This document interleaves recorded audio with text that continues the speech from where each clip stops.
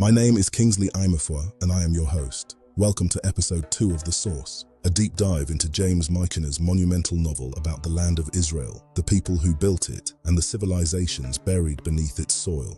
The artifact recovered at level 14 is a clay figurine of Astarte, the Canaanite goddess of fertility, love, and war. She was known to the Babylonians as Ishtar, to the Greeks as Aphrodite, and to the Hebrews as Ashtoreth. The figurine was struck from a mold in the seaport of Akka, the ancient name for Acre, around 2204 BCE, and buried beside the wall of Makor on an autumn evening 2 years later. Astarte is one of the most persistent figures in ancient Near Eastern religion. She will appear throughout the entire novel because the worship of fertility goddesses was a constant temptation. Every time Israel's God Yahweh thunders against idolatry in the pages of the Old Testament, it is largely the worship of Astarte and her companions that he is condemning.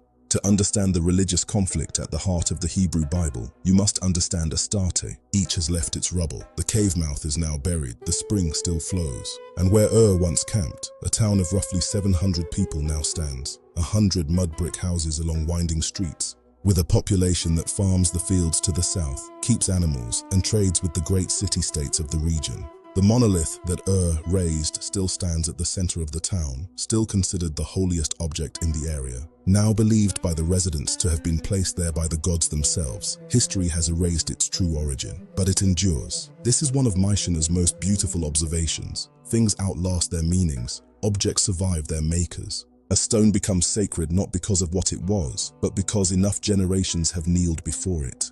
The story at level 14th revolves around the tension between two kinds of people, the settled Canaanites of Makor and the nomadic herdsmen of the surrounding desert. Michener opens with a stunning image, a vulture circling above a small donkey trapped in the desert brush, preparing to dive.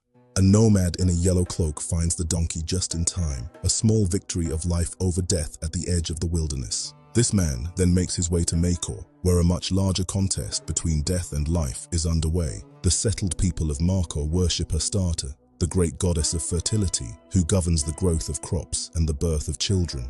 For agricultural communities, this was rational theology. Your survival depended on the land's productivity, understood as the gift of the goddess. To offend her was to court famine. To honor her was to ensure abundance. Fertility religion was not superstition, it was the theology of survival. The nomads who move in and out of the story worship differently. They carry their God with them, a God of the desert, of storms and promises.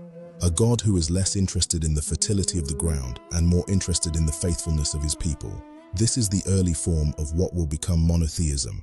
The figurine of Astarte was buried intentionally, secretly at night, beside the wall of Makor. This act of concealment is itself theologically significant. Across the ancient Near East, burying a figurine of Astarte in the foundations of a building or beside a wall was a common practice of protective magic. You were not discarding the goddess. You were installing her as a permanent guardian. The deity buried in the earth was understood to be watching over the structure above her. Michener is drawing our attention to something historians of religion find fascinating: the way fertility religion operated at the level of everyday domestic life. This was a religion of women, of mothers, of people who kneeled in their own homes and buried small clay figures in the dirt, asking the goddess to protect their children and bless their fields. When the Hebrew god Yahweh eventually commanded his people to destroy every Astarte figurine, he was not fighting an abstraction. He was fighting the most intimate and personal religious practice of ordinary women in ordinary homes across the entire ancient Near East. The title of this chapter, Of Death and Life, captures Michener's central preoccupation at this level. The Bronze Age town of Makor is a place constantly navigating the line between survival and destruction. Nomadic raids, drought, disease, and the threat of city-states made life precarious. The goddess Astarte was not worshipped out of gratitude alone, but out of desperation. She was the difference between a harvest and a famine. This is the emotional truth Michener wants us to carry forward. Religion is born from need. The gods of the ancient world were survival mechanisms. And when we understand that, we understand why no conqueror in history has ever successfully abolished the religion of the people they conquered. You cannot legislate away need. And when we understand that, we understand why no conqueror in history has ever successfully abolished the religion of the people they conquered. You cannot legislate away need. Do not forget to subscribe, like, share, and comment. See you in the next episode.